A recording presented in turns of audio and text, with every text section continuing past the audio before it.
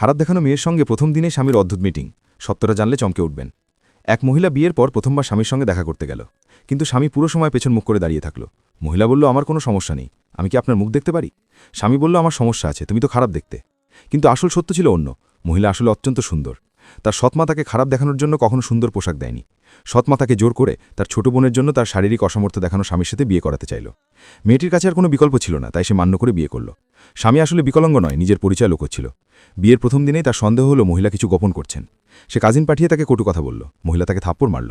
এই ছোট ঘটনা থেকে স্বামীর মধ্যে আগ্রহ জন্মালো। একদিন স্বামী তার শত্রুদের থেকে পালিয়ে যাচ্ছিল। রাস্তায় মহিলা তার সাথে দেখা করল। যখন শত্রুরা এলো, স্বামী দ্রুত তাকে লুকিয়ে নিল এবং তার ঘায়ে অবস্থা দেখল। মহিলা যত্ন নিল। ধীরে ধীরে স্বামী তার ক্ষতি প্রেমে পড়ল। কিন্তু সে কখনো বলল না যে সে তার স্বামী। একদিন মহিলা বাড়ে গেল। কিছু লোক জোর করে নষ্ট করতে চাইল। স্বামী এসে তাকে উদ্ধার করল। তার মেকআপ ঝরিয়ে আসল সৌন্দর্য দেখার পর স্বামী চমকে গেল। সে বুঝল এই মহিলার জন্য তার আগ্রহ কেন এত বেশি। এমন রোম্যান্টিক আর ইমোশনাল স্টোরি দেখতে সাবস্ক্রাইব করুন।